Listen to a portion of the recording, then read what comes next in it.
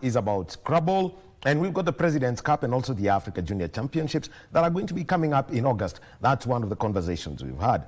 And just over a week ago, Kenya hosted the continent, and this was at the Karen Open Squash Championship. We're going to be speaking to a great of Kenyan squash. His name is Asif Choptri. He was the tournament director at the Karen Open Squash Championship. What needs to be done to bring the sport up to the levels where it was?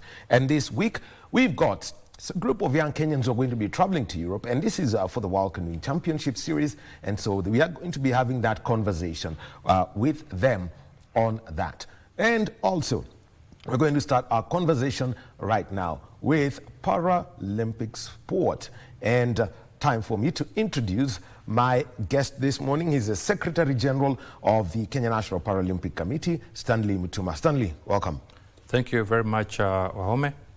Good morning, viewers.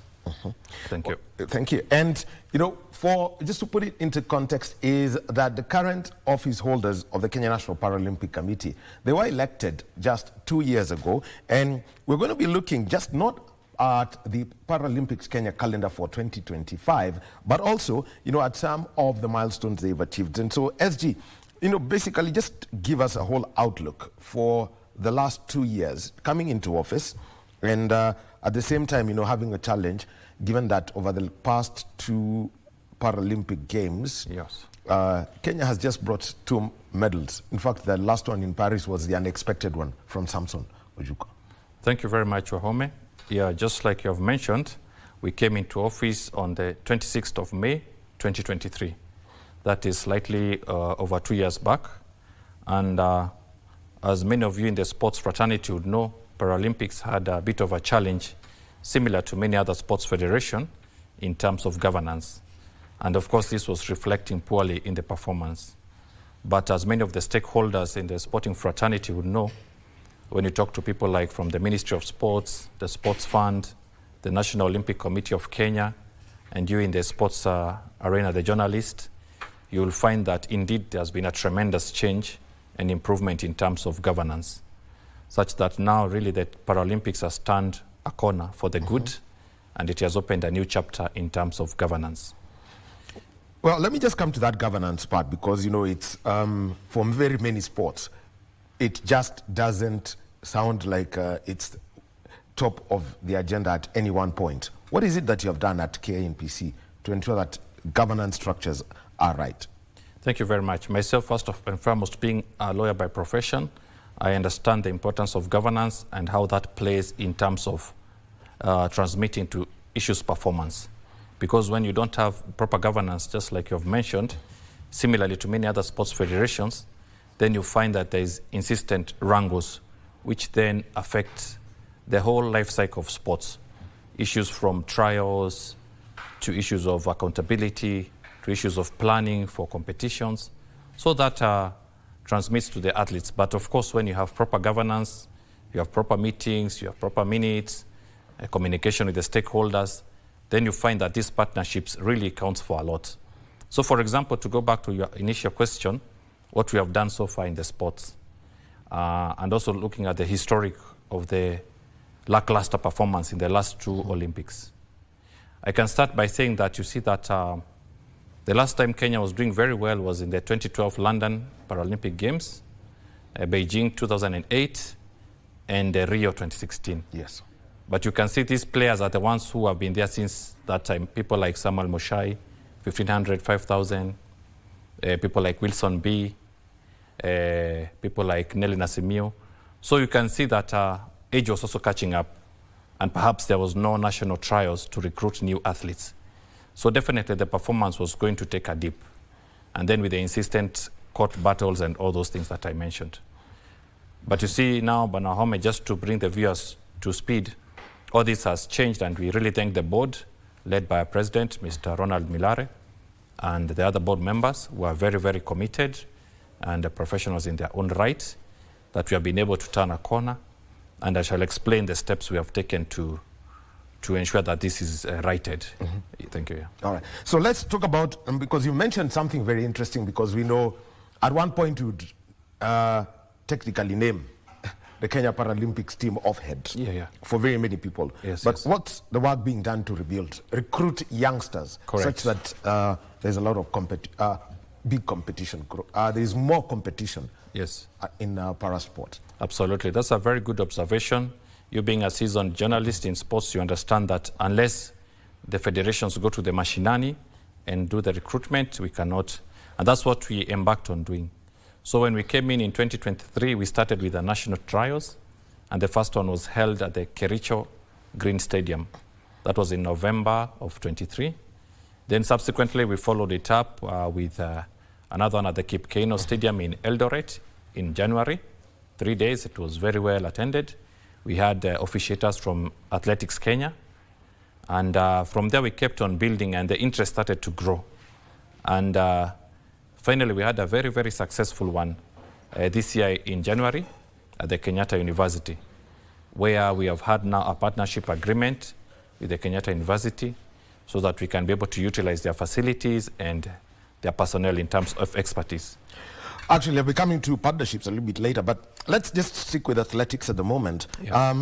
Qualification for Los Angeles begins now for the LA Games of 2028. So you've got the World Para Athletics Championships. Just take us through this and how you intend to see the athletes qualify.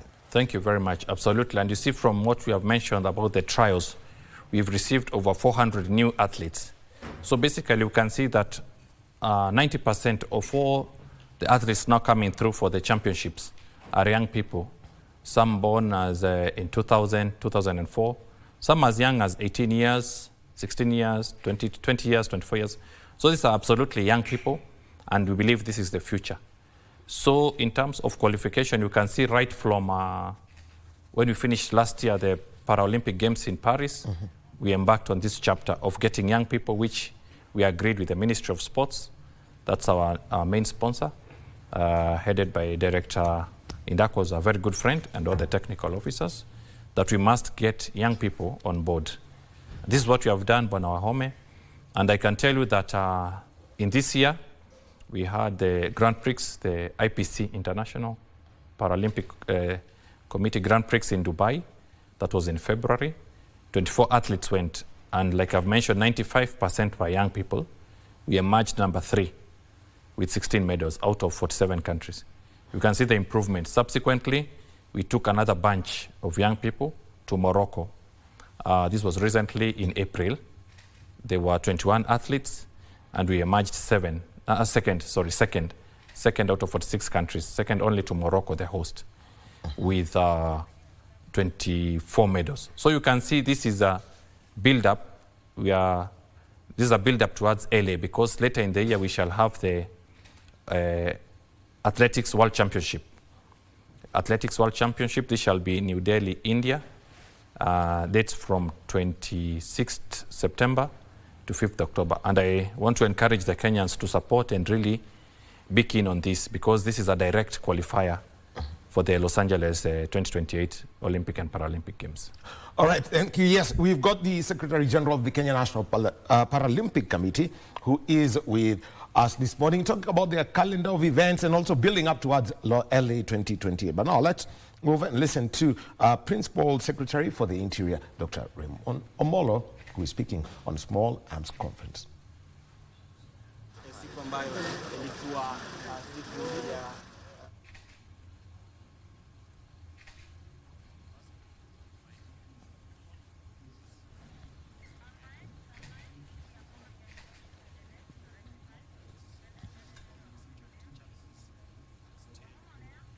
Okay, we apologize for that breaking sound, and that is the Forum of Government Experts on Small Arms conference that's happening, and speaking is the Principal Secretary, State Department for the Interior, Dr. Raymond Omolo, and we apologize for that breaking sound. We continue with our conversation, and this is on Sports Check, and gives a pleasure to introduce our sign language interpreter, who is Susan Thuku at the moment. And we are with the Secretary General of the Kenya National Paralympic Committee, Stanley Mutumba, and speaking about the calendar of events building up towards the Paralympic Games Los Angeles 2028.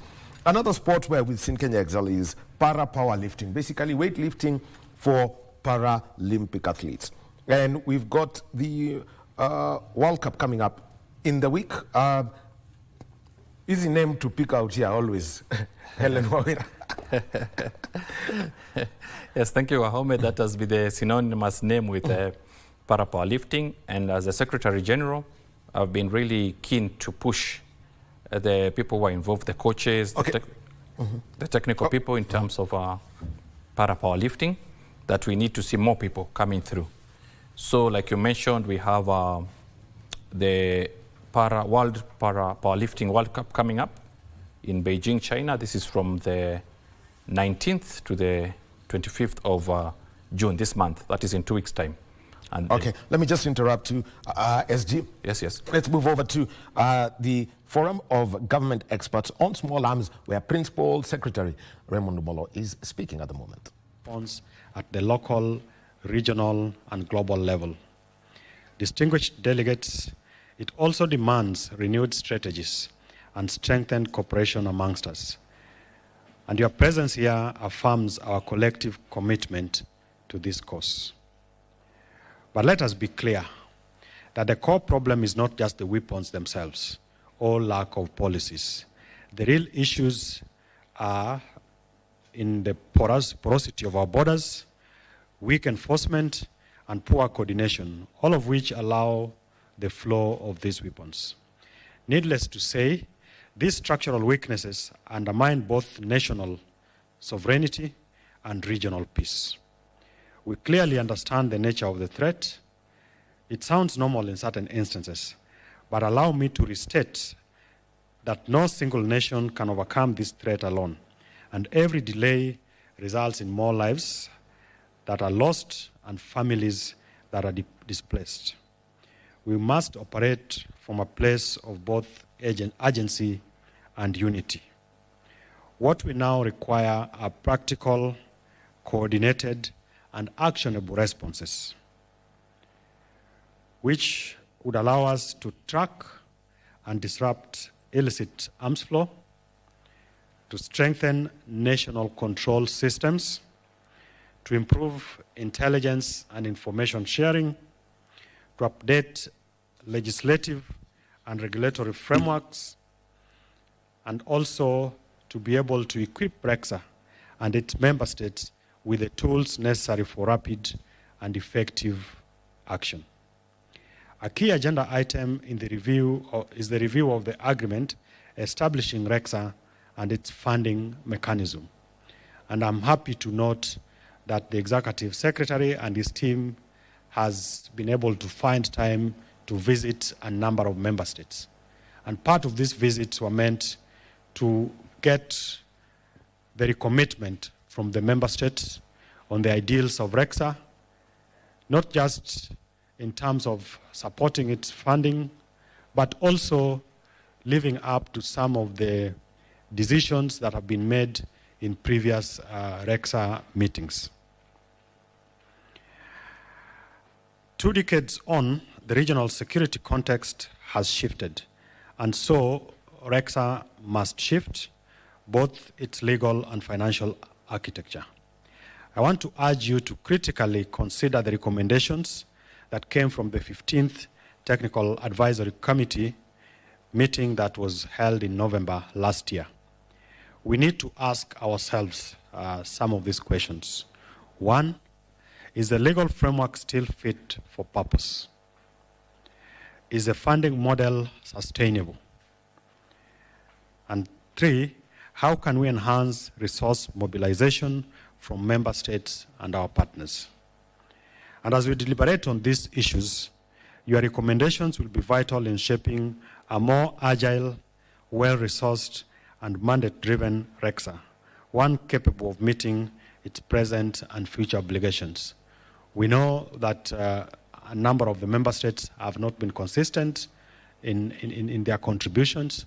How do we address this? And as the experts, you have all the answers on how to do this. Our engagement with our partners, are we getting the maximum or the most that we should be getting based on our mandate as REXA? What are some of the things that our partners want to see from us?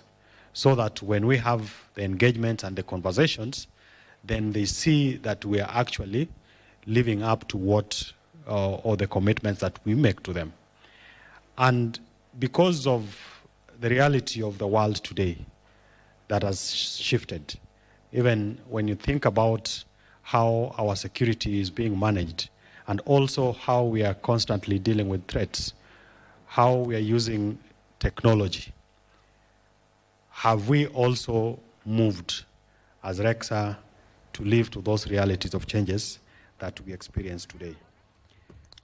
And that is the Principal Secretary, State Department of the Interior, Dr. Raymond Omolo, speaking. And this is at the official opening of the Forum of Government Experts on Small Arms and Light Weapons that is taking place in Nairobi. So that's a story that Yusuf Farah will be covering for us. We get back to a conversation, and this is about para-sport, and we're with the Secretary General of the Kenya National Paralympic Committee, Stanley Mutuma. And Stanley Mutuma, let's talk about other sports where we're seeing some growth. Para-badminton, you've been allowed to do that. Right. You know, badminton is in the doldrums in Kenya, but you are allowed to have them. Correct. And you've got an event coming up in Dubai. Correct. Thank you very much, Wahome. Just as I was finishing up on the power lifting, I was saying that we're also pushing so that we can have new athletes. And apart from the 6 who are traveling to Beijing for the World Cup, we have another competition in Egypt later in the year, in the month of October. And here we want to bring youngsters who are coming from the schools, Joytown, in Thika, schools also in Kisumu. And we want to bring a new generation, just like you have mentioned earlier, just to finish off on the powerlifting. So I can tell Kenyans you'll be expecting to see better performances and more invigorated young people coming through those sports. Okay. So, well, coming now to the badminton, yes. As you rightly put, you know, the Badminton Federation of Kenya is not in good standing with its international federation, but they have allowed the para-badminton to come through. And earlier in the year, in January, we took a total of 7 athletes to Egypt.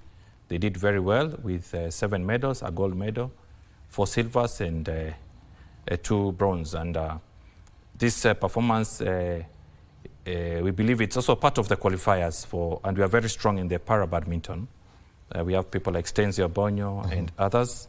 So we believe that in the upcoming event in Dubai and Nigeria in November, we shall be able to have these people qualify for the LA so that we have a bigger number of disciplines participating in these sports. Okay.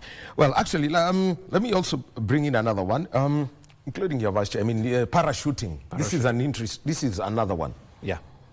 Many people will not be aware, but now we have the parachuting where you have the rifle and the air pistol that also para athletes are taking place in, led by our Vice Chairman, Mr. Bavit Chudasama, who is in charge of that department. Right now we have a number of athletes coming through very well. Also we have people from the security forces who have been maybe injured in the course of duty, and they get rehabilitated and they perform these sports. Just to mention, Wahome, yesterday I visited the club, the shooting club at Langata, the range. There was the Kenya Sports Shooting Federation tournament, which included both the para and the able. And I was able to meet them with their coach, the police officer, Mr. Maurice Morara, and the other officials from the range. And the policemen were very happy. In fact, they requested that as the National Federation, we do a letter requesting the IG to give them permission to be training, because they are very keen also to get out there. And we have a competition, international competition in LLA in Dubai in November, which we hope to take around 6 or so of our athletes. Very interesting. Another sport that we saw and is paracycling. We saw that there was a team in Paris last year. Yes. What's the status on this? Yeah, that was the first time we had a paracycling team in Paris. I know this is my umbrella federation, the Kenya Cycling Federation. So I'm very keen on that, also being a tandem cyclist earlier on. We took a team to Egypt. This is last month from the 5th to the 11th, the African Championship, and outrightly we were the shining stars there apart from South Africa. So it's a very good sport that is coming up very well. We are only, our biggest challenge here is because it's an equipment sport. So, Yes. you know, purchase of these bicycles, the tandem bicycles, which are specialized bikes. I'm sure many people might have seen on television, 2 people riding on one bike. Very interesting. So that's called tandem bike for the visually impaired and the C category, the one leg amputee like that. So here we are looking to engage more with the ministry and our stakeholders like the National Olympic Committee to purchase more bikes, because we believe that in early 2028 we want to have not only 1 or 2 cyclists but maybe a minimum of 6 or 7, which we believe is very much possible. And also, Wahome, just to tell you and the viewers, we are very happy that a lot of ladies and female athletes are coming on board in the different sports, which is totally very encouraging. Yeah. Well, and I would like to now bring in, you know, it's very interesting. People are not, people hardly talk about this, but also motorsport. We've got Nikhil Sachania. He's doing very well. Yeah. What are the opportunities in that area? Absolutely, and we are happy with the Kenya Commercial Bank, KCB, for supporting Mr. Nikhil. And recently I had a discussion with the director of KCB Foundation. This is Madam, I'm forgetting her name. Yeah, director of KCB, Mendi Njonjo. Actually, she's Mendi Njonjo. We had supported the Joytown Inter-Schools game in February, and we had a discussion with Madam Mendi Njonjo, director KCB Foundation. And she informed me that now, apart from supporting only the KCB is also going to enter into an MOU with the Paralympics so that they can be able also to advance the sport, because they can see the good thing that is happening there. Okay. So it shows that also persons with disability can engage in any sport, and I would like to urge parents, guardians, and people in the mashinani, when you have a child who is interested in sports, just when we have the trials or just reach out to us so that we can be able to see how this child can be assisted, and this will have a positive impact, not only in that child's life, but also in the family and the community at large. Now let's talk about partnerships, because you bring in the fact that, you know, your KCB Foundation have come in, they've supported you at Joytown. Yeah. You've mentioned about Kenyatta University offering their facilities and also expertise through personnel. What are the, you know, basically the incoming, you know, kind of support that you're getting at the moment? Absolutely. Like I said, once we started to get our act together from last when we came in, so last year we had a good engagement with East Africa Breweries, that's KBL. They gave us some good sponsorship, 5 million. Also, Safaricom came in through with a good sponsorship, both in cash and in kind, as we are gearing up towards the Paris Games. And this partnership is likely to continue because we are now engaging with other international sports agencies like the kits, you know, those providers of kits. We want to enter an engagement with Essex to provide kits when we have these major international games. And it shows that really they have the trust and confidence in our organization. So another partnership you're talking about is issues like Kenyatta University, because they are very good facilities. You remember they hosted the youth games a while back? Yes. So they have a very good... There were accommodation for the under-18 World Championships 2017, I think, and also the under-20. Correct. So you see, when you have that, you have the very nice grounds there, the running tartan, you have the gymnasium there, you have the swimming pool there, all in one. So it's very good for our athletes that they are contained there. And we have this MOU with the Kenyatta University. And very much we give our thanks to Mr. Dr. Daniel Njenga, the Director of Sports, for that kind of support. We also in talking terms and engagement with the Kenya Academy of Sports. You know, this is one of the institutions that is set up by the Sports Act to advance and promote sports in Kenya. Which these relationships, remember, they were not there before. So now we have that, and so far we have had 3 trainings of our coaches in Mombasa, in Eldoret recently, and in the Western region. So they are training our coaches in the advanced sports mechanism. So you can see all these are geared towards improving and advancing issues of Paralympic sports in the country. Well, so, and maybe as a final word for you, SG. Yes, sir. Basically, what would you like to make, I mean, you've mentioned it, but it's a call to see Kenya earn more medals again Yes, at the yes. Para Games, so that, we don't look at a table and it looks like, some betting odds 0-1-0. True. Yeah, true. We really want to restore Kenya's glory as a sporting nation, also in the Paralympics. Remember, there's a time when people would look more favorably at the Paralympics during the Olympic as opposed to the Olympics. Yes. So now we want to restore back where we hope maybe to get not less than 11 or 12 medals in the Los Angeles Games, God willing. And we know it's a lot of hard work, but we thank the Ministry of Sports tremendously, and of course His Excellency the President, because the head of government, for really supporting us as our major sponsor. And we also thank the other partners in the fraternity, even the media, for giving the positive publicity. And we believe through these partnerships and a lot of hard work, we can be able to restore our country to where it was. Yeah. Right. Thank you very much. He's Stanley Mutuma. He is the Secretary General of the Kenya National Paralympic Committee. And by the way, his day job is that he's also an advocate of the High Court. So we take our first break, and next we'll be talking water sport, canoeing to be specific, and we are going to be joined by a Kenyan team that's traveling to Europe, and they're led by Titus Mukundi. So let's take this short break. But remember, the Harambee Stars played against Chad. How did it go down? Let's take that short break and come back with the water sport.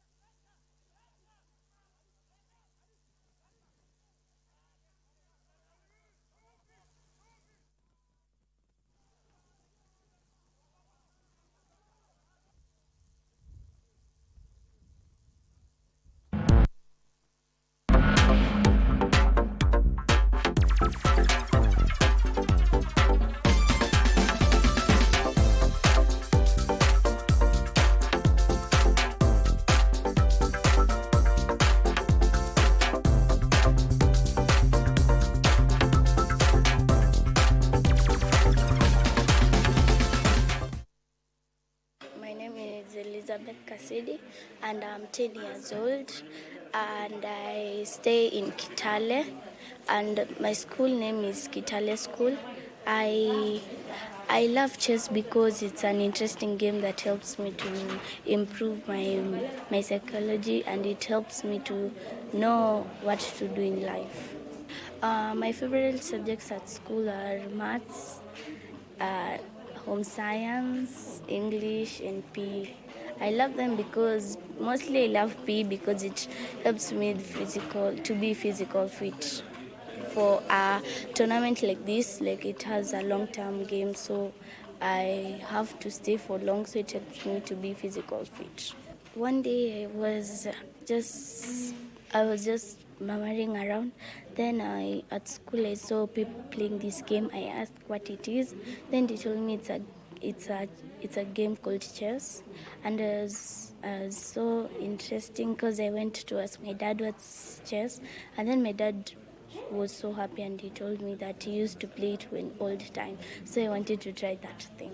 Chess helps me in school because it's like in maths, it's easy for me to calculate because I'm used to calculate on the board. And it's really good because sometimes I always get high grades in maths. I always train very hard before a tournament. Actually, my teachers at school always complain because I put more focus in chess, but I always try my best to work on my studies too. I always do chess early in the morning, and then afternoon I always play some little bit of games, then I start studying. My mom is a teacher at my school.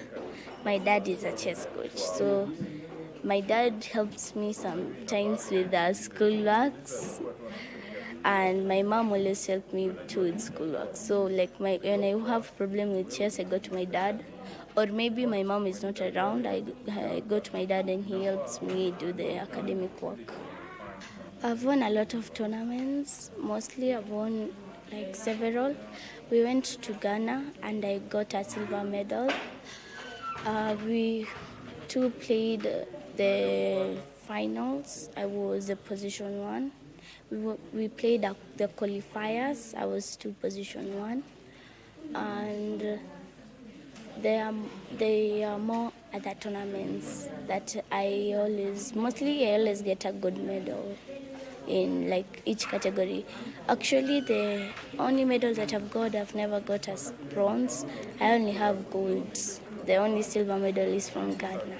The first one was like I was just starting chess, I told my dad to pay for me the tournaments, so I got position 2. My dad was so happy because actually I was just being told how to move the pieces and everything, and they just told me full mate, checkmate, so that's what I used to do, and then I won. That's the way I won the tournament. I've won so many tournaments, but the one who I always love is the first one, because like that tournament was amazing. We ate good things at school, and it was good because I had to like win a gold medal for my first time. Chess is not only for boys and girls, and people say that boys are stronger in chess, but it doesn't matter because it matters to the psychology, and the more like you can meet the boy and you start fearing.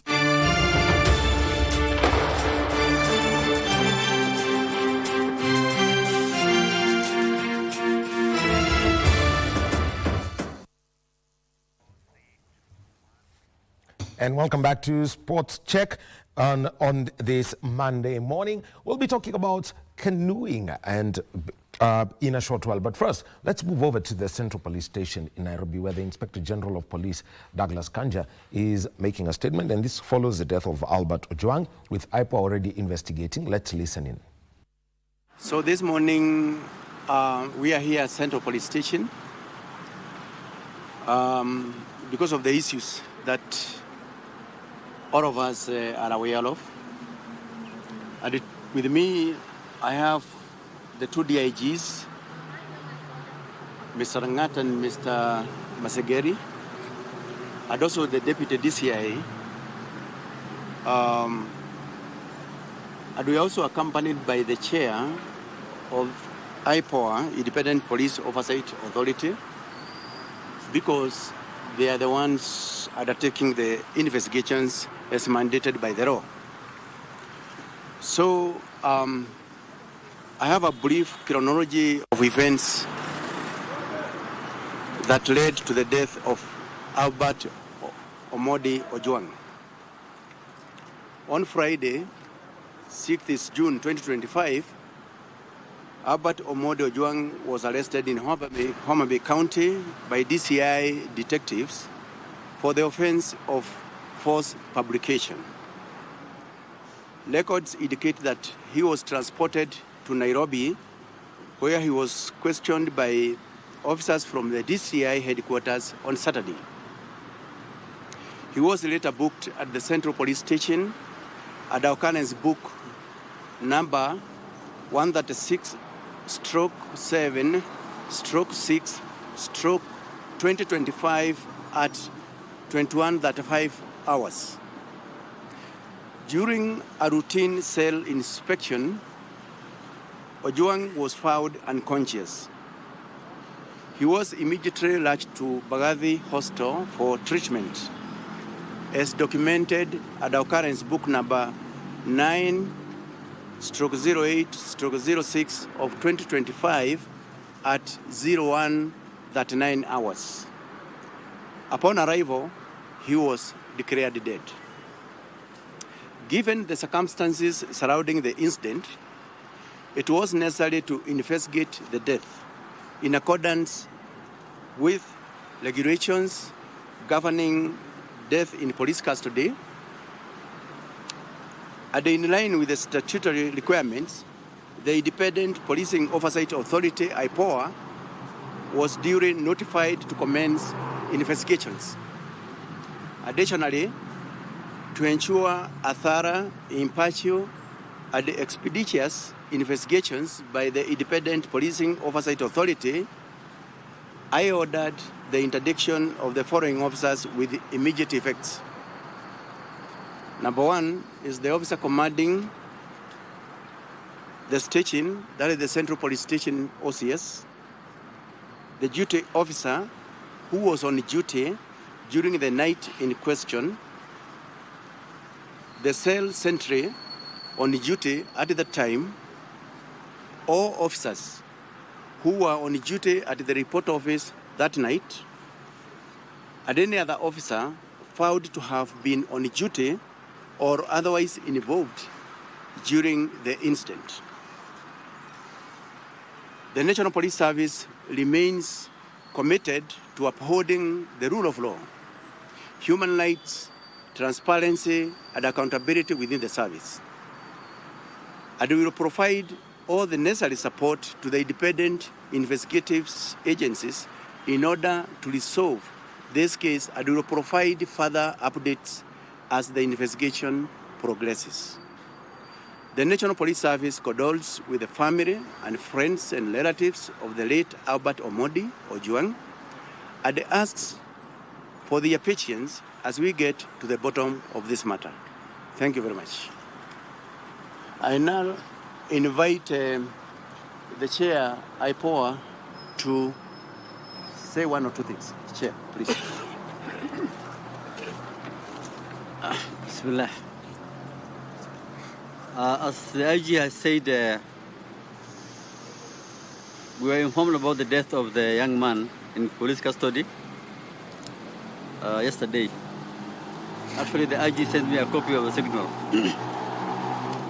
And so from last night, we had already commenced the investigations. We have dispatched our team here. They have come here last night. They are still here today. They have visited the scene. Last night I had decided to come and see for myself this place where the death occurred. And I had informed the IG that I was going to come. So then he told me, actually I'm also going there, let's meet there. So I don't have much information to tell you from my POA, just to confirm that we have received the information about the death from the IG, and we have commenced our investigations in accordance with the law. And we want to assure, I watched the Ojwang on TV crying. Any parent will feel the same pain when you have lost your son. I want to assure him and members of the public that IPOA will do everything possible to ensure that justice is served for the family and to Kenyans. And we're very happy that the IG has already interdicted all the officers who are in this station at the material time. We also want to warn those who are going to be appointed to act in their places, to cooperate with our investigators and not to interfere with the investigations. I thank you. Oh, okay, thank you very much, Chair IPOA. My name is Ode Francis from Citizen TV. Question one is the status of what really transpired inside the cell. Yesterday we received an update from the OCPD, Mr. Stephen, and he told us that Alijigonga was put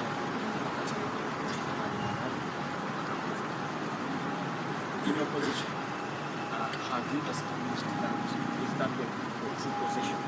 And the second question is about Magadi, the transport from the cells to Magadi Hospital and then declared death.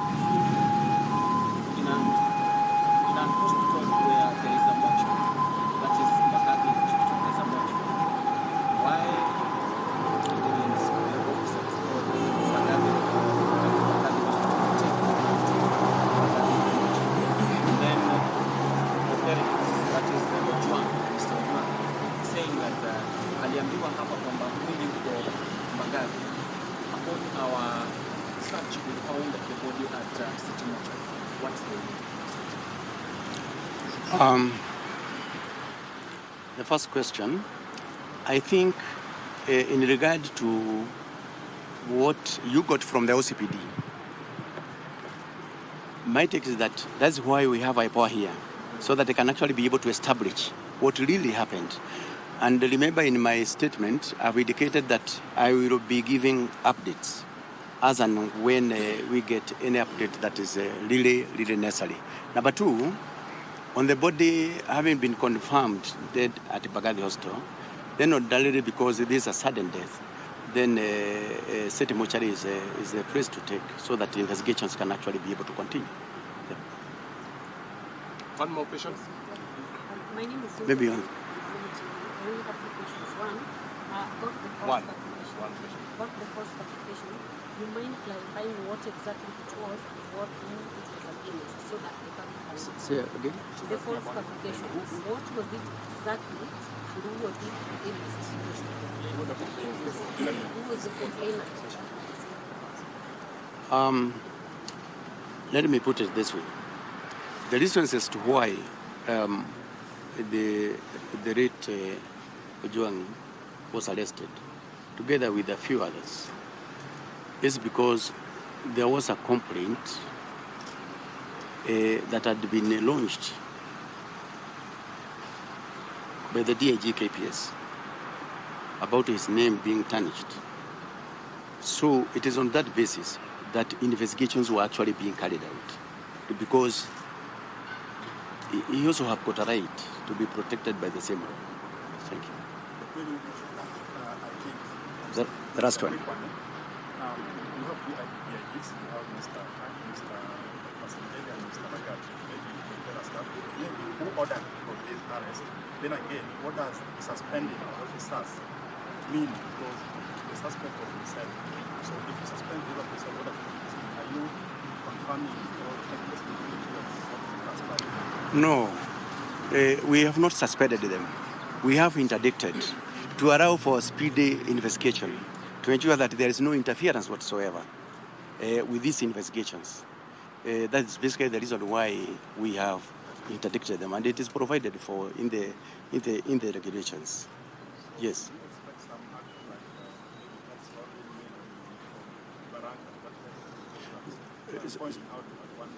So what's going to happen? Once they are interdicted, we allow the investigation to continue, and then at the end of the day, we are going to get a way forward from IPOA. If any one of them is found to have committed an offense, then so be it. The law will deal with them. Yes, thank you very much. I think that's okay.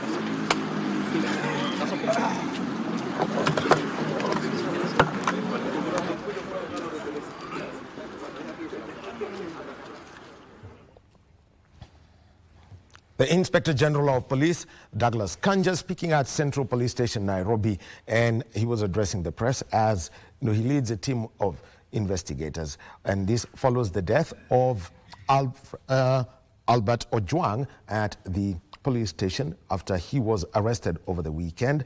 It was news that was out there yesterday, and so that means that the officers who were on duty around the time of his booking and also the time when he left for Mbagathi Hospital, or he was pronounced dead, all officers, including the officer commanding station, Central Police Station, have been interdicted. And so we are going to be getting that story much later in our other bulletins. Let's get back to Sports Check and let's have a conversation about what the sports and Kenya is going to be having representation, minimum of 4 athletes, and this is at the World Freestyle, a festival of freestyle and paddle sports in Plattling, Germany. And to have a conversation about this, I've got 4 members of the team. I'll start on my far left. Michelle, welcome. Thank you so much. Yes, we've got Titus Mukundi here. He is part of that coaching team. Hey, habari yako? Nzuri. Wambui. Well, lazima mtu aitwe Wambui ndio ingia kwa hii team. I was trying to figure out that, actually. You have to figure out that. And we've got Sami Muturi, who's also a member of the team, so getting ready for this. And Sam, let's start with you. Having been at this competitions and what you've seen, just give us, what you've learned from previous championships that you've attended and how you have been working and training out in our rapids in Sagana. Yeah, I have done some slalom kayaking for quite long. It's about over 15 years. But now, with the event coming, this is like freestyle kayaking, which you have to show out your trick. Like, you must show like some tricks, maybe some rolls, and maybe cartwheels and all that. We have been training so hard for the event. Still waiting for. Okay, I'll let you assume that my pen is now a canoe. So just give us, the roles, everyone would know what the role is, but just explain a cartwheel in terms of canoeing. A cartwheel is like you having it upright and some. So you're actually rolling. Rolling and all that. Yeah. So it's tricky, but training, we have been doing it and we are ready for it. Okay. Yeah. Let me come to you now. Just give us, a quick background, please. Just how getting into this sport and eventually knowing that I can now fully compete and getting a chance to don this coveted jersey, the Kenyan team jersey. Yeah, first I was so much interested in doing kayaking and the canoeing stuff. So I could walk from my home to my grandma's house because it's near the river, just to watch them doing the canoeing. Where this? At Sagana River. And that time, my uncle used to work there. So I asked him whether I can get that chance to train. And he told me that he can connect me with Titus, my coach. When I was connected with Titus told how much I'm interested in kayaking. So he organized how I'm going to be trained. And I did my first competition, which I did well. Then I did my second competition and my third. Which was your first, when was your first one, Colleen? 2019. Okay. Yeah, then 2020, I also did my second competition. And also 2024, yeah. And also have got a chance to train in Lulu Dam. Yeah.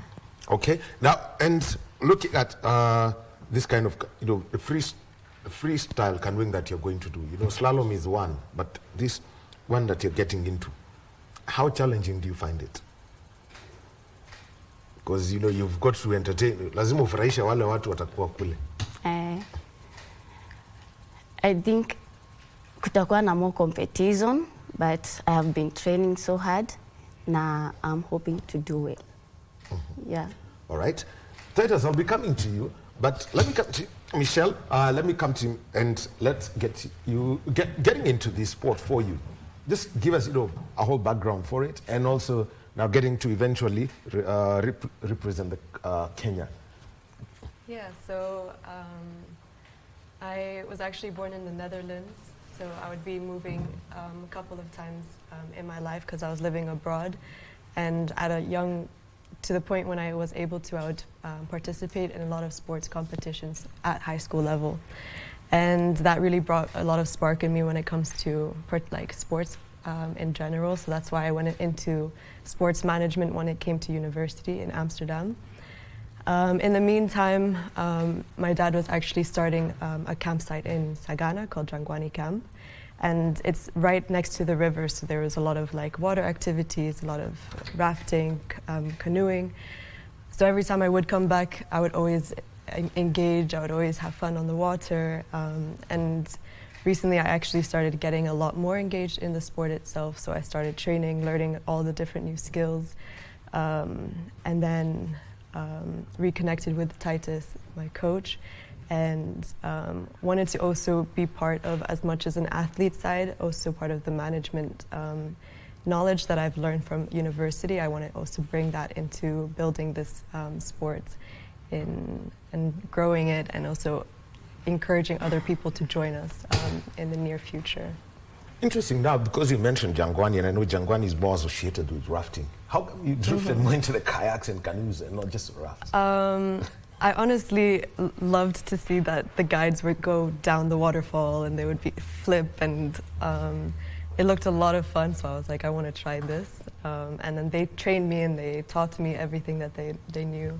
So as much as there's rafting involved, there's also a lot, like the safety kayakers would have to go with the rafts as well, so you would always see a kayaker going with the rafting experiences. So it was very interesting to see how they were doing the drops, and so I wanted to get somehow involved as well and learn how to do it myself. Well, very interesting. Now, Titus, Yes. I mean, as you know, coaching these people and getting them ready for this event, just give us the whole idea as to how you prepare them from what you see the slalom, which is what, for example, Sam has been doing a lot, and now you're going to do this. I mean, the freestyle. Okay, first of all, actually, you mentioned about Jangwani. Let me just clarify about Jangwani, actually. What happened is like the rafting is also a whitewater activity. Kayaking is a whitewater activity. So they all use the same principle. So basically, like Samuel is also an instructor. So after he become a canoe kayak, which is just a sport, they also maybe work for any other company. They do rafting company like Savage or any other company along there. So Jangwani also is doing the same. And most about Jangwani also actually, it was inspired by canoe kayak one time when he saw actually what is happening in Sagana. And actually that's why Jangwani eventually came to be. So back to the question about freestyle and slalom. Actually, we've been doing a lot in slalom, which is actually freestyle and slalom actually is almost the same. The difference is now actually when it comes to the discipline, slalom is actually set of the gates and you have to go through a certain gate through. But now freestyle is the same thing, but this is actually is like you do it in just in river, where they set more skills.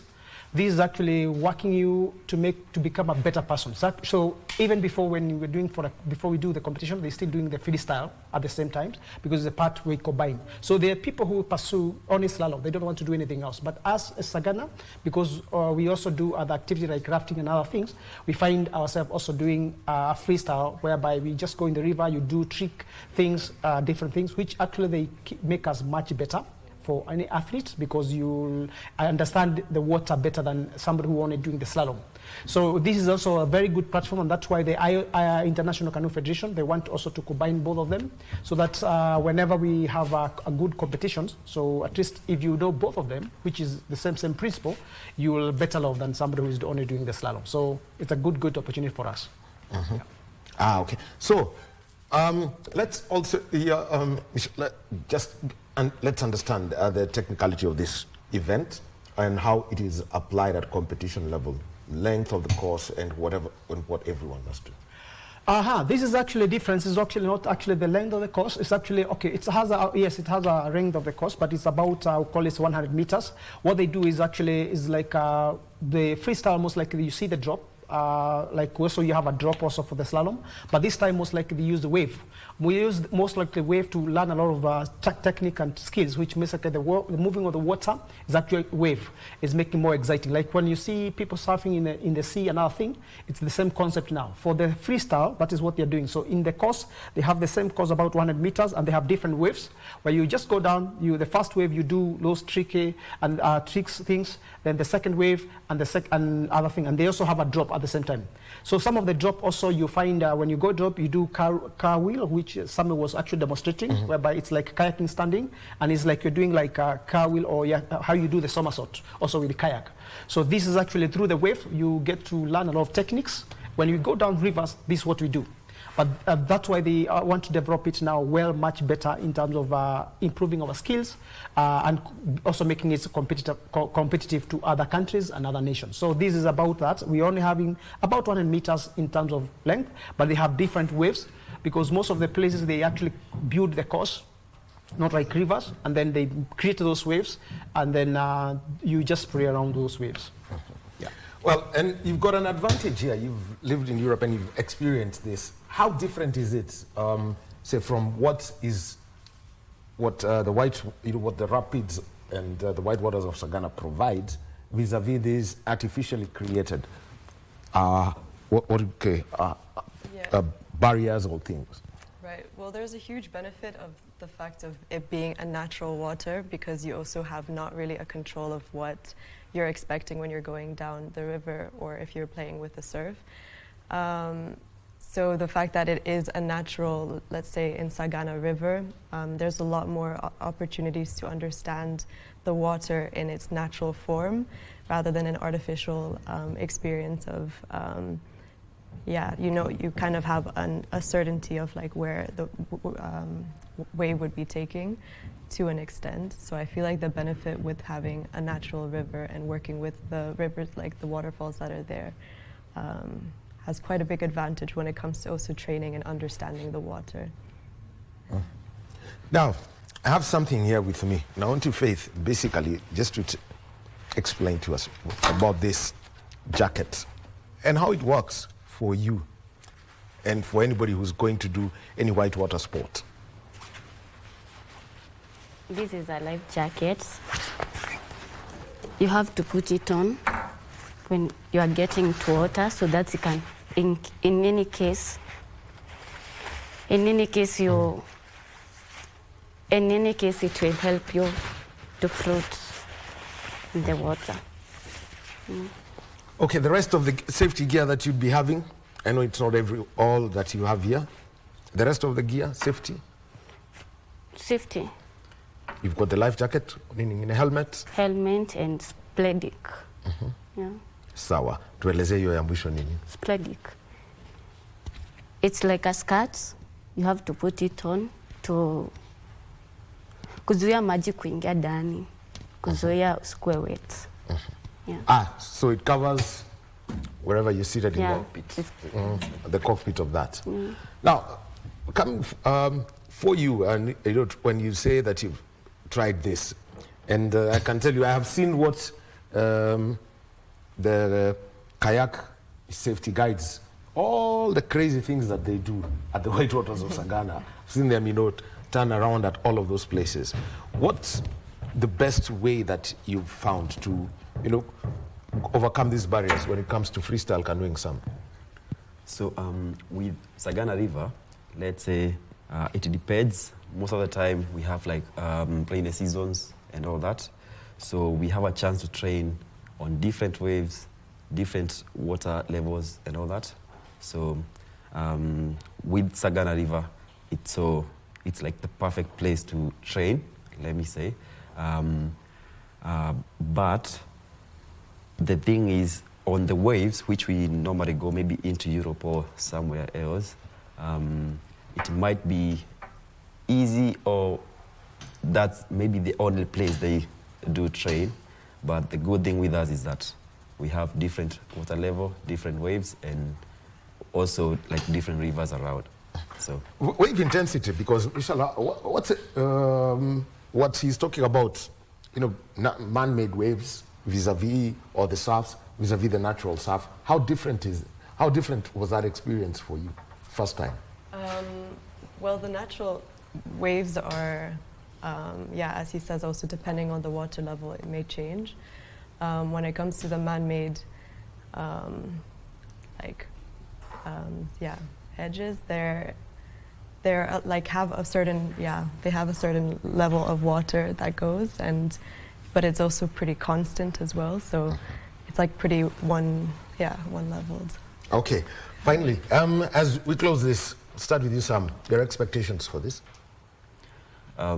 For us, we have trained really hard, and we are expecting to do well. Mostly with like equipment, the ones we do use. We have some play boats, which are like the freestyle kayaks. But I don't know what we're gonna use out there. But the coach will tell us more about it. We are expecting to do quite well. All right. Thank you very much. Michelle Wamboi, Faith Wamboi, all the best. Thank you. Sam, Thank you. Muturi, Titus Bukundi. This is Kenya's canoeing team. They are headed to Germany, a town known as Plattling. And this is for the World Freestyle Canoeing Championships. And it's going to be taking place starting this weekend. All the best, Team Kenya. Thank you very much. Thank you very much. We'll be taking a short break, and when we come back, we'll be speaking with a Kenyan squash great, Asif Chaudhry. What needs to be done to put Kenya's squash level back to where it was almost 20 years ago? Coming after this short break.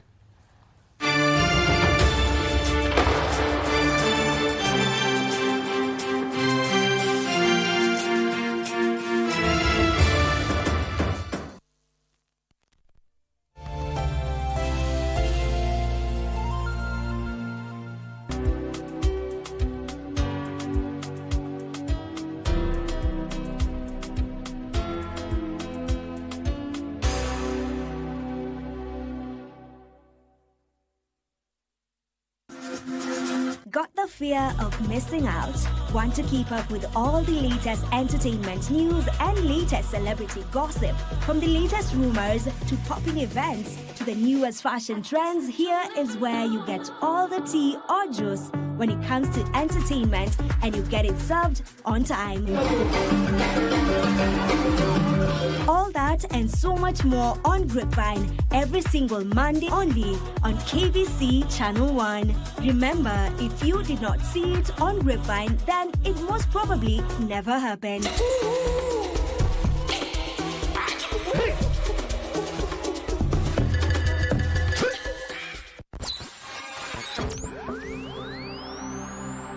Pindi tunapowasha vifaa vyetu, tunapata fursa ya kutangamana na wasikilizaji wetu. Karibu sana thĩinĩ wa tabarĩra ya Rwiga. Tunapeperusha utangazaji uliobobea katika habari, nĩ ũndũ wa macio na mangĩ maingĩ, burudani, nĩ harĩa tũkoragwo tũkĩigua nyĩmbo mwaki nyĩmbo hot, na hamasisho la kiroho. Usiachwe nyuma. Jiunge nasi kwa safari ya kufana katika 99.5 FM. Soro FM.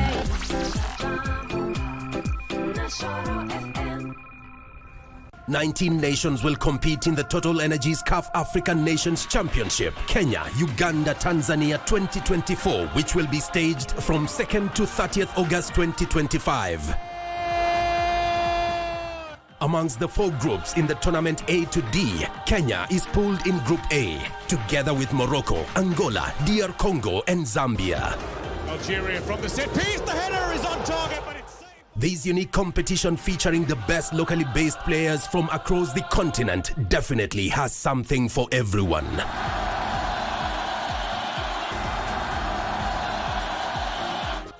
Just bring your A game as you let it flow live and exclusive on KBC Channel 1, your true sports partner.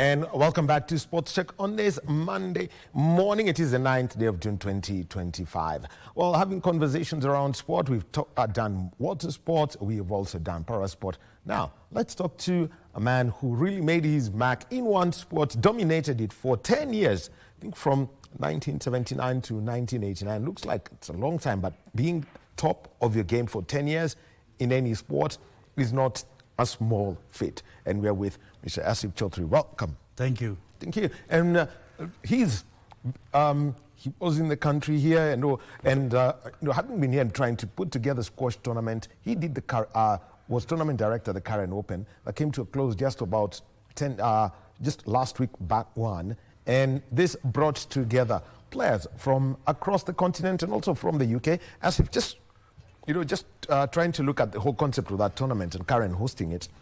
What was the work to put it together and eventually deliver 6 days of high-level squash? Well, the intention was to bring together some good players from across Africa, as well as from the UK, and to hold a PSA satellite event.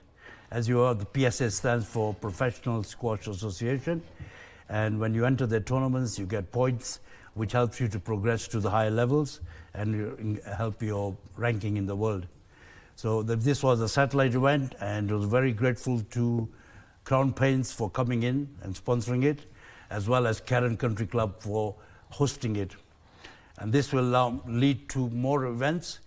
We had entries from Zambia, Zimbabwe, Uganda, and even there was an entry from UK, all of budding good players looking to improve their standing in the world and get more points.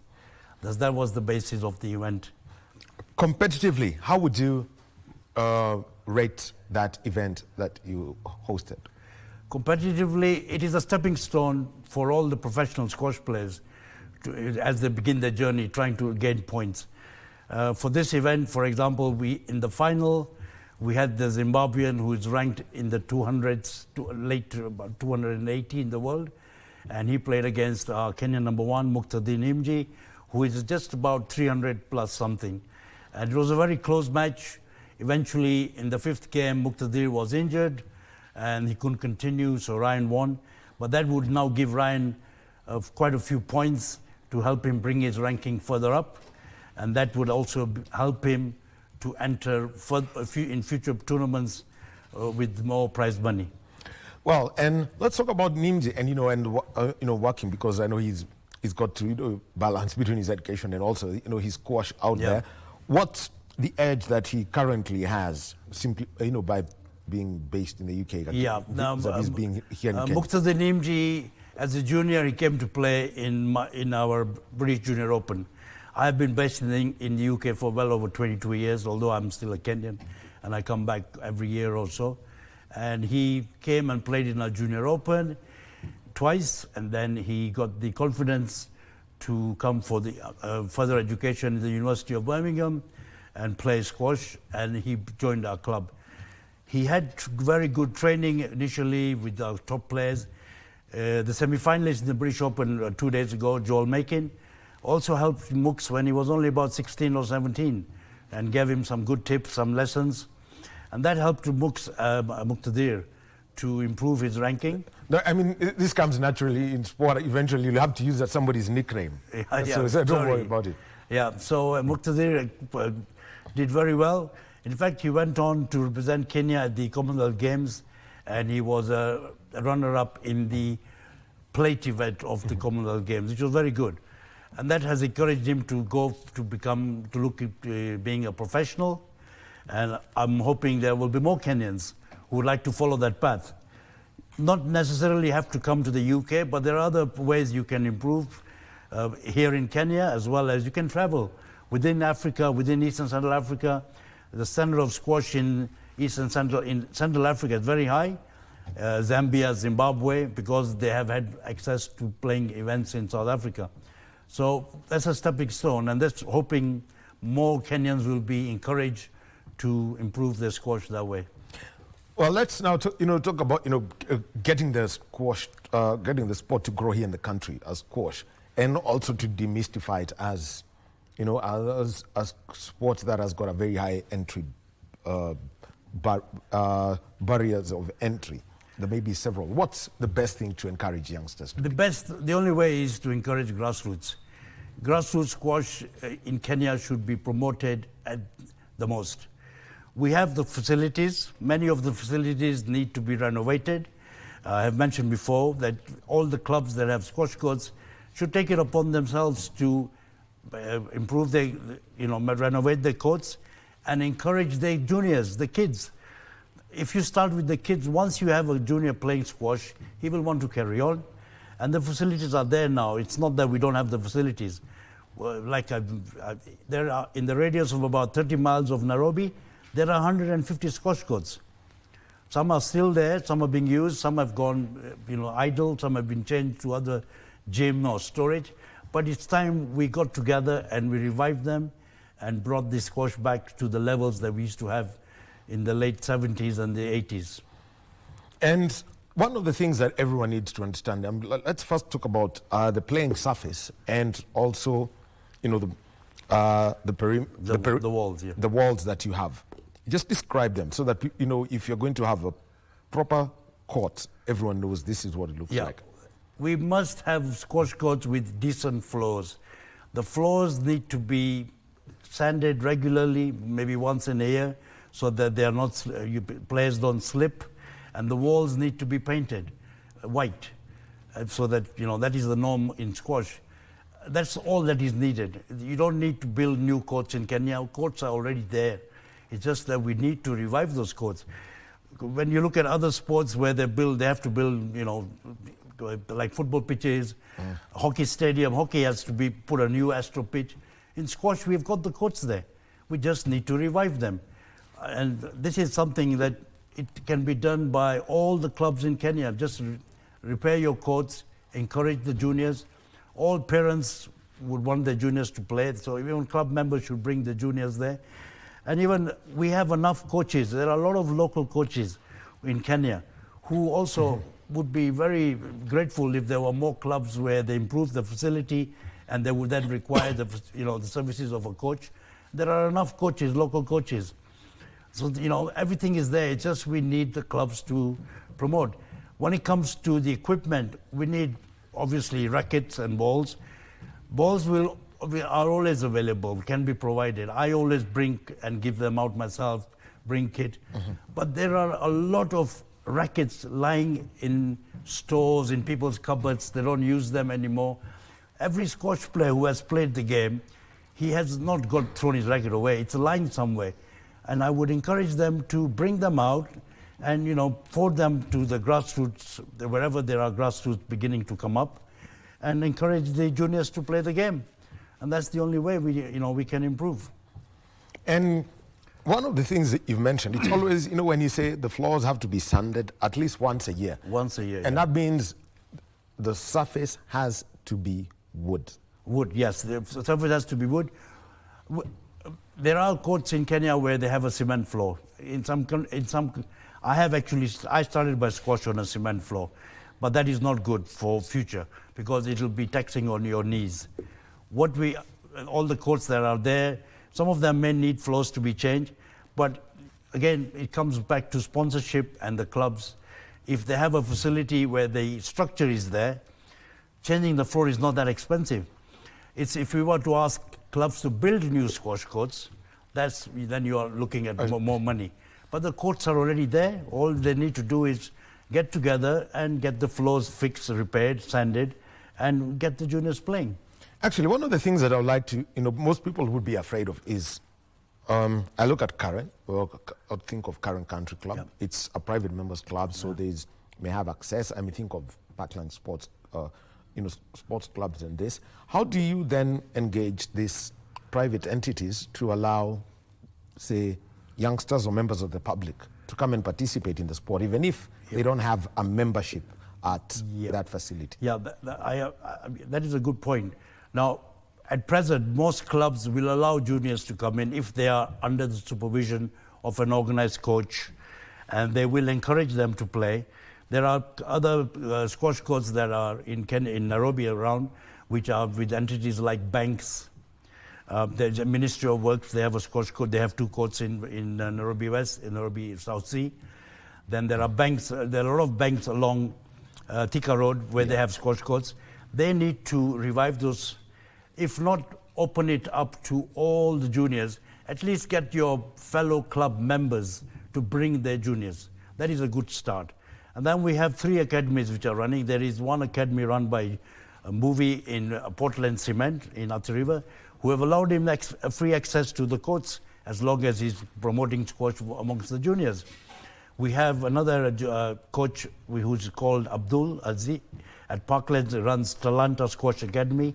He is allowed by the club to bring juniors, and he brings them from Kibera and around every Saturday.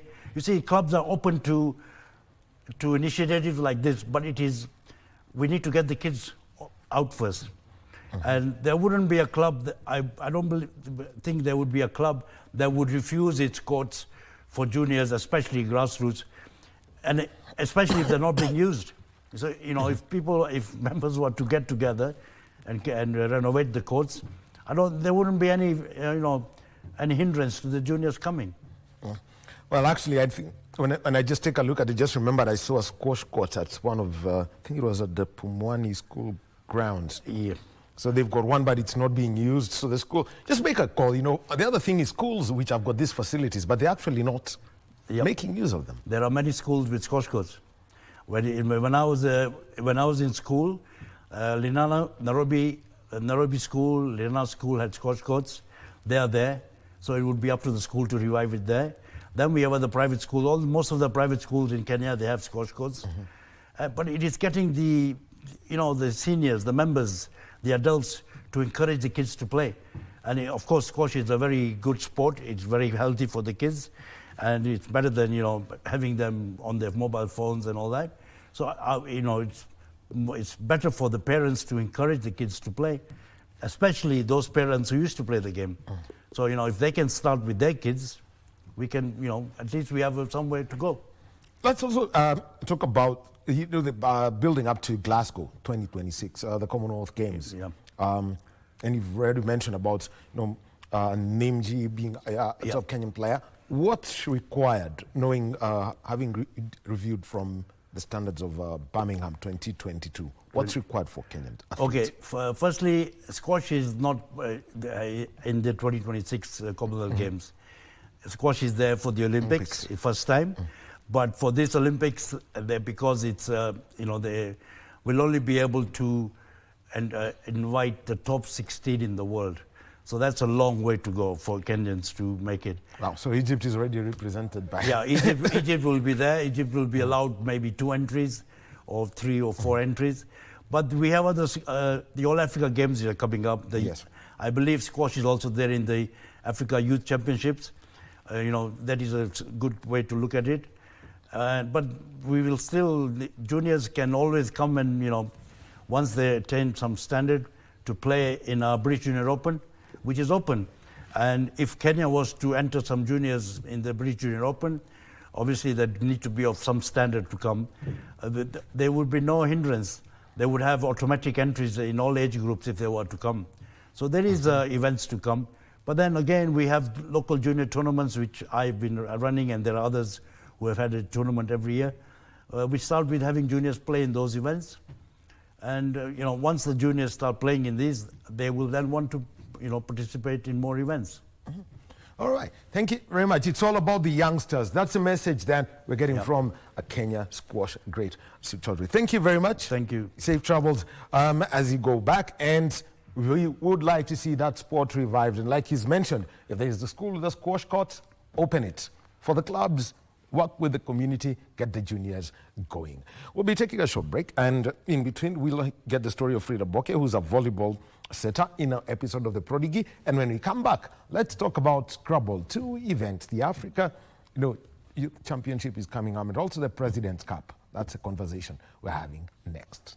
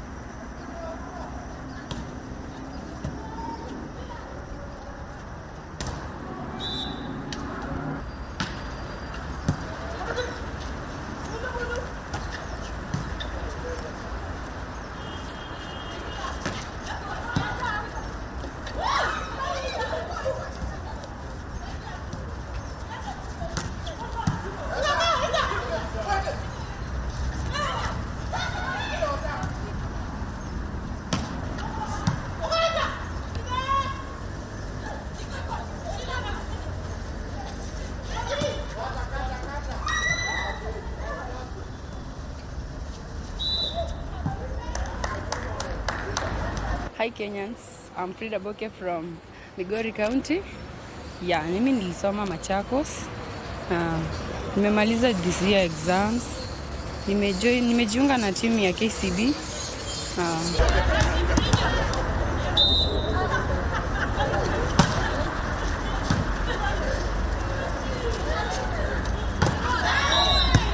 Mimi venye nilijiunga na timu ya Kwandanze.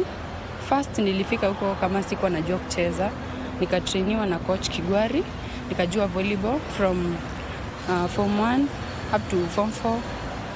Then tulikuwa na timu kali, tulikuwa tunapatana East Africa na nationals ambaye ni Kesogon. Yeah, wote tulikuwa best, tulikuwa yani tulikuwa tunapelekeshana ile sana hard.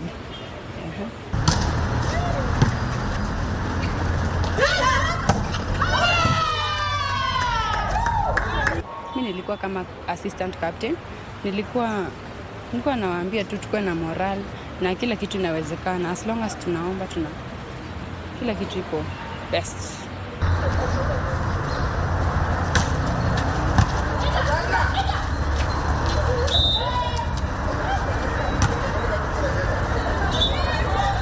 Nikiwa shule, first of all nilikuwa weekends hiyo Saturday na tunamkia morning run Sunday, tulikuwa tunaenda training, then school day tulikuwa tunaenda class kama wanafunzi wengine, but games time tuko uwanja na hakuna kuharibu time ya coach.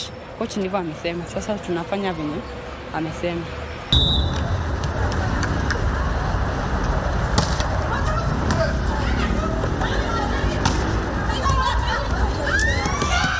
Masomo ilisha na kenye nilikuwa natarajia si yenye nilipata, but nilijaribu na nilishukuru Mungu na grade yenye nilipata.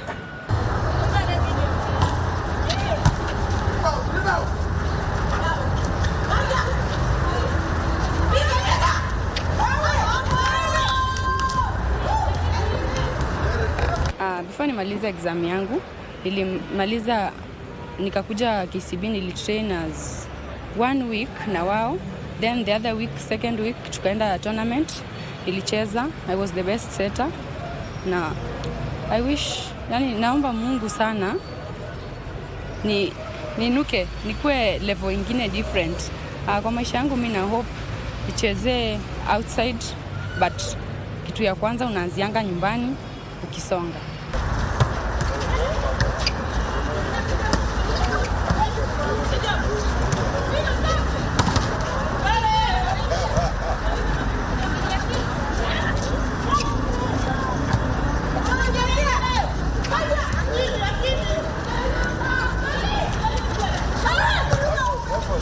My name is Edith Wisa, the team captain for KCB women volleyball team. The young ones are gelling on well. KCB is a very good team, welcoming, so it's an easy thing for them to put up with the other players. And most of the players, they are their former schoolmates, so it's so far so good. They are doing.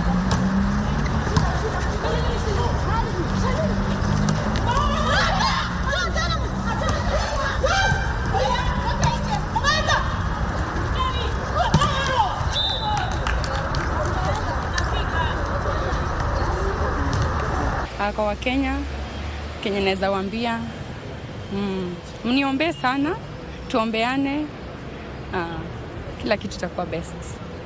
Asante, kila la heri. Thank you.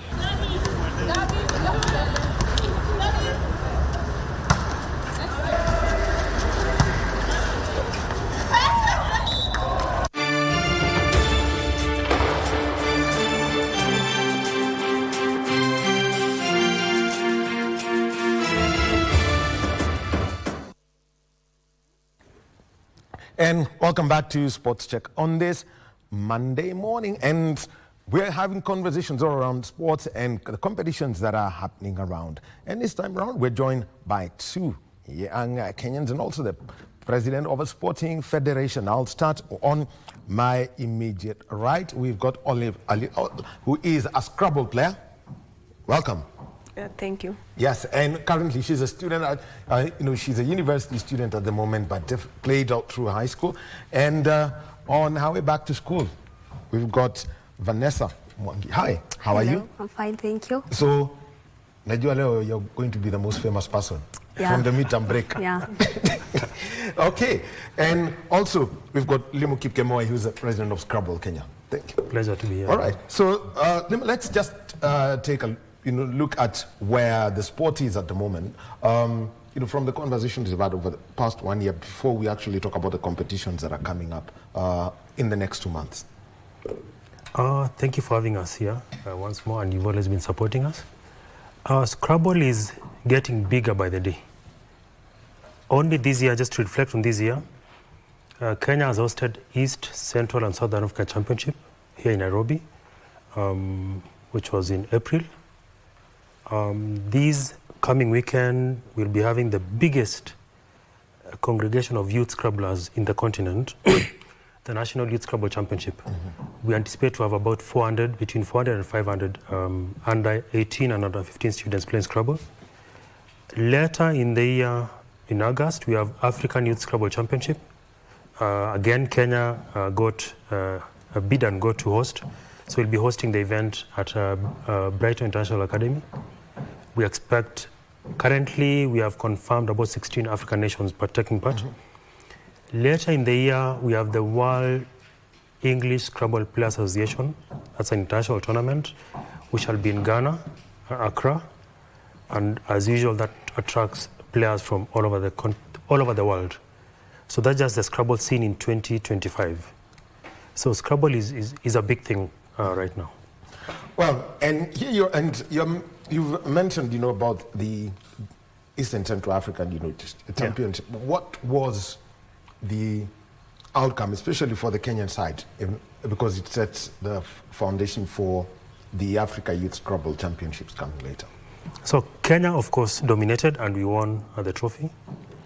And I can also proudly say that Kenya had the biggest contingent of young players taking part in the East Central and Southern Africa Championship.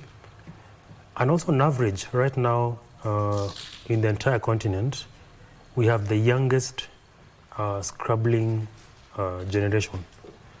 Whereby if you come, like the last tournament you played in Murang'a, last weekend, a national championship, I think I would say over half were people below 25 years.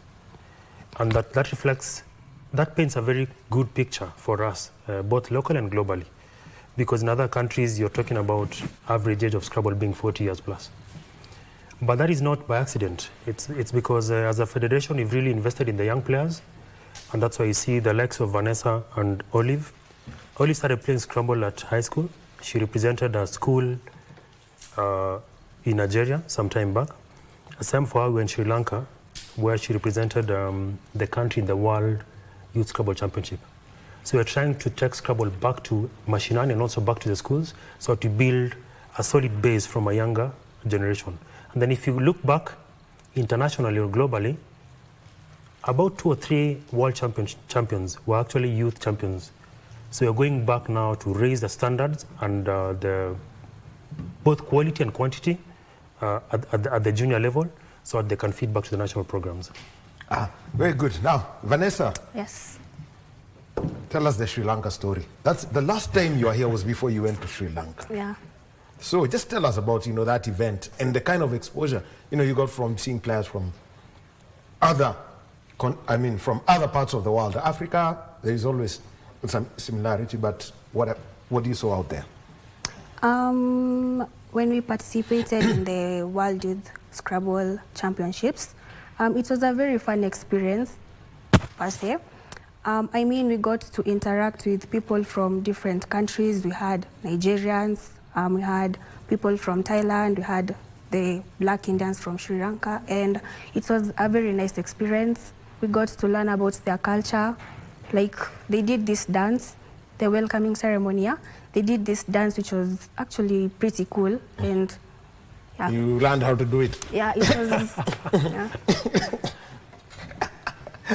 So, having mentioned that the sports, how did you see the rest of the world playing?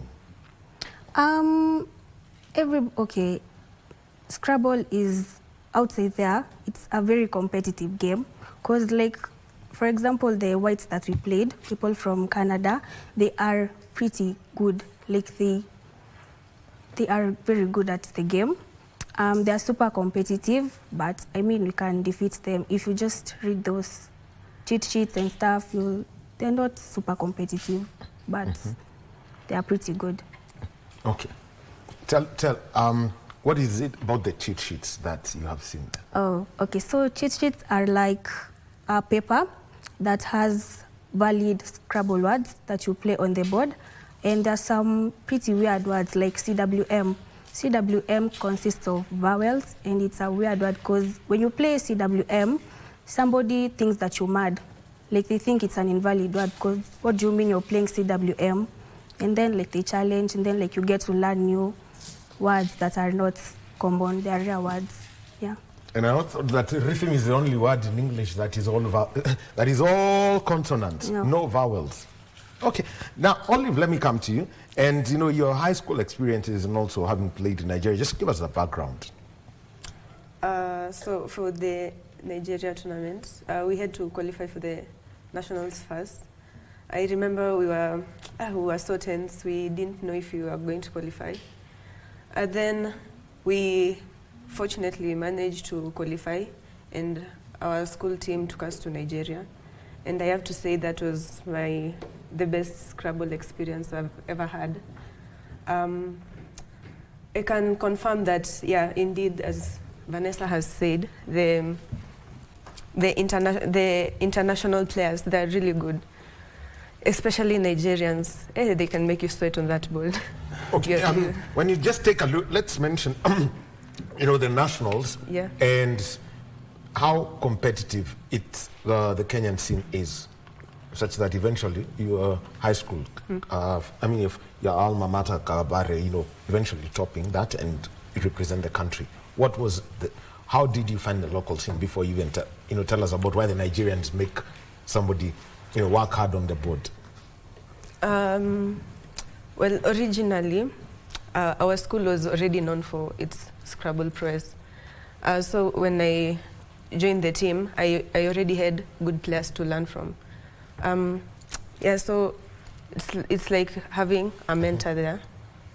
You get to learn from the better players. Kabare already had a really strong team. And I can say also the other schools were really competitive. Schools like Moimbiruri, her school, Kahuhia, Mugweri Girls, they have really, really good players.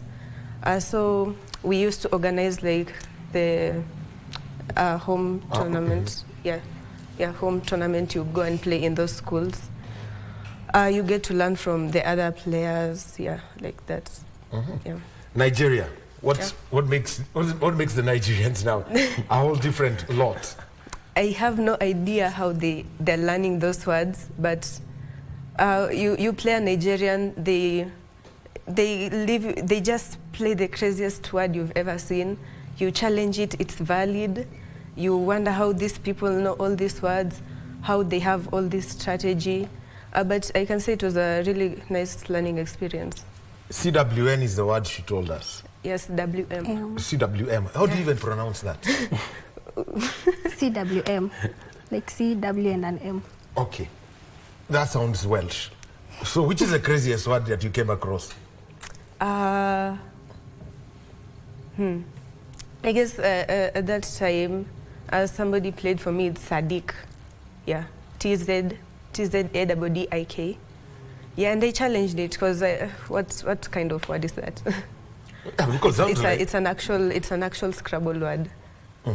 Yeah. So, cheat sheets, did you have one or do you have? Yeah. We used to study with those cheat sheets. They have words with. They usually organize it as probability. The most playable words you can find on your rack. Like they arrange them with probability such that.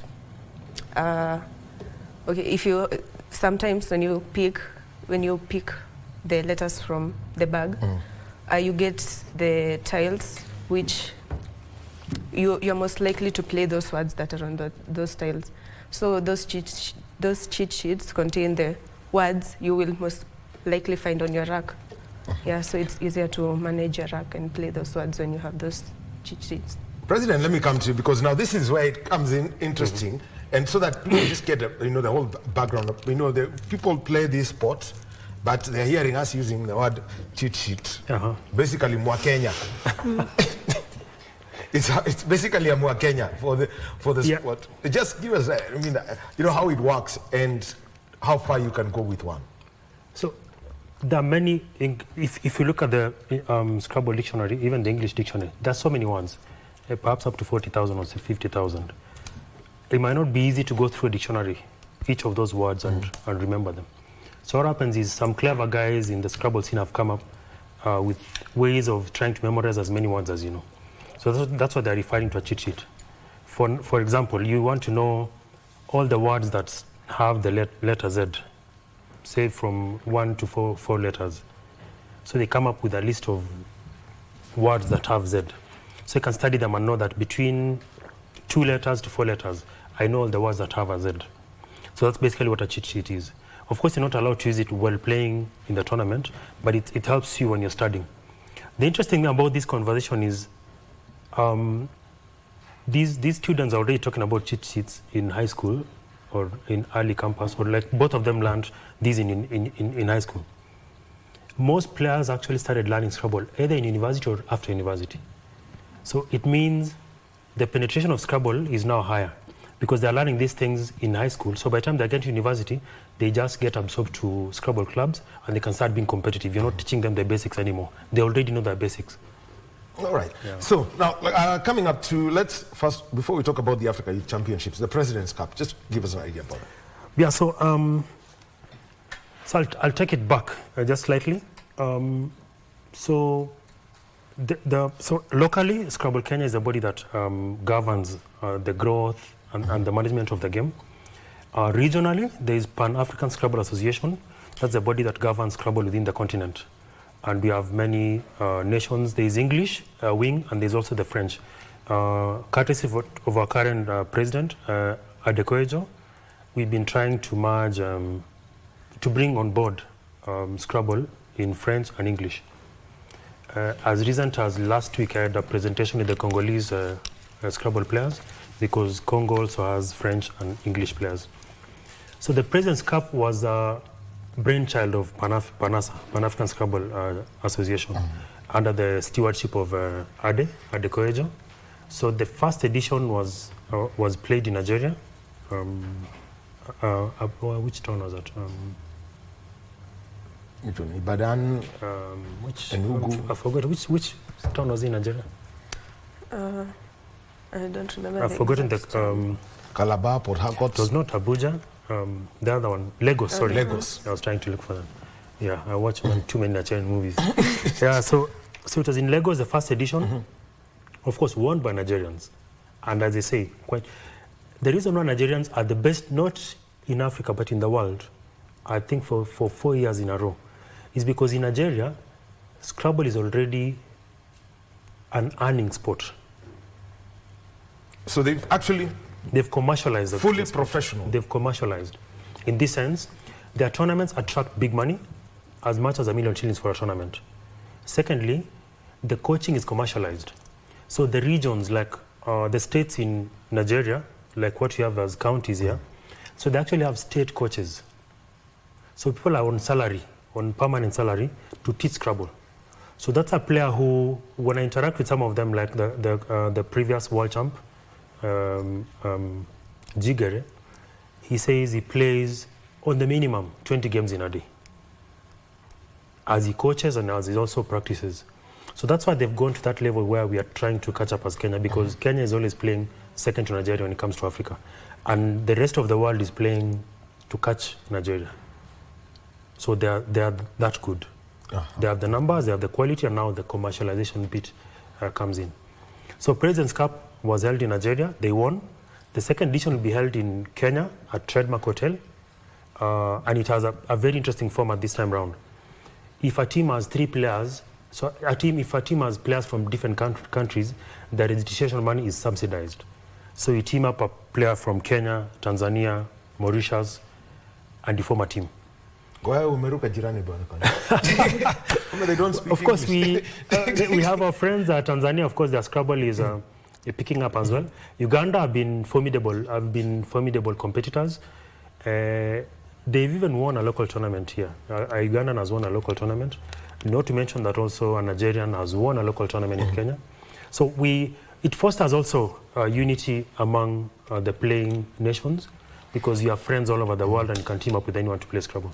So we hope, I think there'll be about 100, almost 100 players have already signed up for the President's Cup, and it shall be an ongoing event running parallel to African Youth Scrabble Championship. All right. Africa Youth Scrabble Championship. Sasa wewe ndo representative. How well are you prepared for this? And you can see you're getting information about the coaching and how to push this level of the sport up. Vanessa, tell us about it. About the Africa Youth Championships, because sasa ninyi ndo mtavaa you're going to that is your competition now. Okay, so for me, the National Youth Scrabble Championships are not just any competition. These competitions are tough. When I say tough, they are just a stiff competition. Like, everyone is fighting for this opportunity to go to Malaysia, and I know that very many schools have practiced, they read that. But personally, for me, I am prepared, I am well prepared, I am confident enough. Our school, we are so ready for these tournaments, and we believe that, and we know that we will bring back the Scrabble One trophy back to our school. But how many players are you looking at as a Kenyan federation for the Africa Youth Championships? What's its team size? We are 15, but being the local, being the host, we want to up the name to as many as 40, just to enhance our chances of winning. As I said, of course, with the Nigerians at play, but I think we can match them because the younger generation are learning almost on the same platform. And also just to mention that what has given us strength to even push harder is that we got registered finally as a federation. I think all the interviews we've been coming here, we've been seeking audience, mutusaidie, serikali saidia to registered. But finally, now it's been hard. Yes, Kenya, Scrabble Kenya is now a registered federation. And we are happy that finally, after so many years, we can now sit on the table. So mkienda trip, mjue mtalipiwa na serikali. So Olive, let me come to you. The university scene. Yeah. And also looking at, championships, for example, the President's Cup that's coming up. What's the way to, keep the momentum and build up towards that? The best advice I could give is just trying to study as many words as I can before the AYSC, the Youth Championship, and the tournaments in August. Because in university, I can say I got a real culture shock. People really know how to play. People really know how to play. And there are so many young upcoming players right now in Kenya. And it's just very competitive. So you have to keep up with them. You have to study those word lists. You create your own cheat sheets. You just do anything. You try your best to practice. And she's not mentioning that she's actually, I think you won. She just from winning a tournament. The latest one I podiumed at third. It was a university tournament, a youth tournament. It's called TAX. The TAX. I managed to get a number 3. And I really upped my ratings. Okay. And you also won the Lexi World.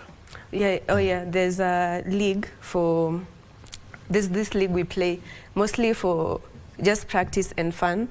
We play around Nairobi. I managed to win the intermediate division, first place, and I got promoted to the Premier Division. Very well. So that means the competition is going to be tough where you are. Thank you very much. Oliver Lila, Vanessa Mwangi, safe journey back to school. See you back in August over the holidays for the AYC, Africa Youth Scrabble Championship. And Limo Kipkemo is the president of Scrabble Kenya. Now that you're fully registered, final call to people to come and witness this. It's only that, Scrabble, unajua sini watu wa kelele bana. Mashabika kuna. Yeah, so Scrabble, you can't cheer, but what normally happens in tournaments is that we have a projector room or a viewing room. So the top games are actually projected on the wall, and that's why you can make as much noise as possible. And I think that's why Nigerians beat us, because we can't match them in terms of cheering for Scrabble. And it's usually very heated because you see someone's rack, what they have, the words they have, and you see their mistakes, and you feel bad when they don't capitalize on their moves. So it's an interesting affair, but we'll set up that for both AYSC, President's Cup, and also the National Youth Championship. Santi Sana, thank you very much. ladies and gentlemen, for being with us this morning. And that brings a cup to Sports Check on this Monday morning. Thank you for being with us. Our sign language interpreter has been Lucy Moore. My name is Daniel Wahome, and on behalf of the team that put this together, we want to say thank you to you, the viewer, for being with us. Coming up next is Kurunzi Mashinani, followed by Tambrini with Kasichana Masha.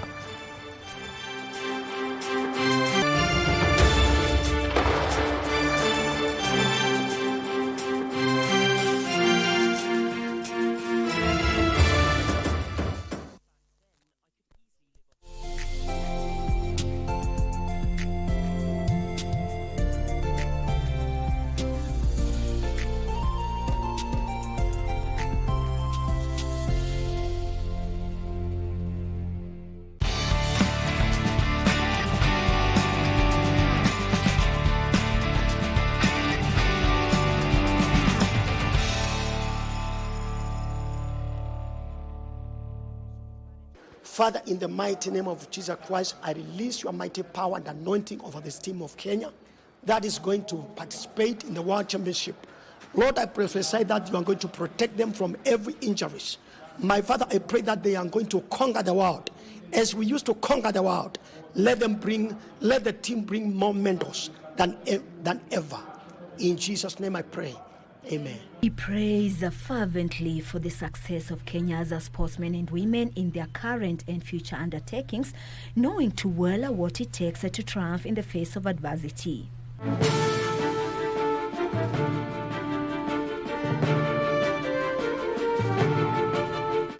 Meet Cosmas Ndeti, who's deeply religious and who ruled the Boston Marathon from 1993 to 1995 to ride and dine with the high and mighty. Since Boston the first marathon, and it's very famous, winning the Boston Marathon is like you are on the top of the world. He never knew as a little boy that he'd become famous until he started running. Oh, I started my running when I was in primary school, when I was in class 6. I used to go to school about 3 kilometers away from my home. That's where I used to go to in primary school. And we used to compete from sub-zone to divisionals. When I was in primary, I went up to district level. Then in 1986, I went to secondary school, whereby the first time, because it was a day school, and that school had already, it was starting, so it was only Form 1s. The first time we went for the cross country and we had no teacher. It's only students which we took ourselves to the competition. I managed to be number 2. We went to divisionals. There was no teacher. There was no coach. I was still number 2. But at the district level, I was defeated, so I could not continue. 1987, when I was in Form 2, now we had a coach. And then I went up to district level. And like most Kenyan athletes, his first breakthrough came in the world of cross-country. 88, we managed to go to the national level and the international competition, whereby we qualified for World Cross Country, whereby we went to New Zealand. I won a silver medal in junior category. After that, in 1989, I didn't qualify.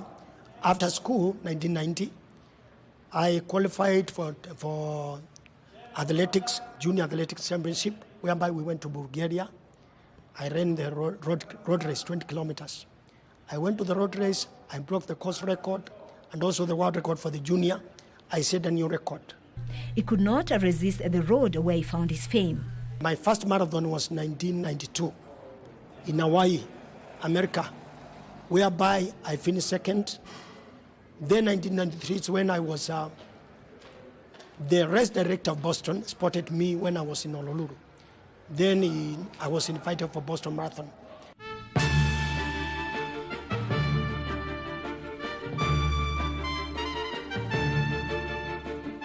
Most notable was the Boston Marathon, where he conquered not once but thrice in a row, with the best marathon performance in 1994, where he set a course record of 2 hours, 7 minutes and 15 seconds.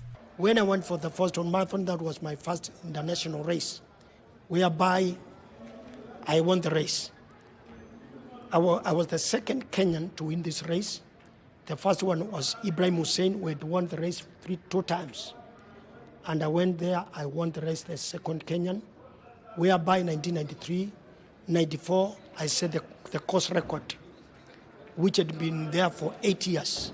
It had been with somebody from Australia, was called Rob de Castella, which was 207.56. I broke the course record to 207.14 seconds. So I lowered the course and the record.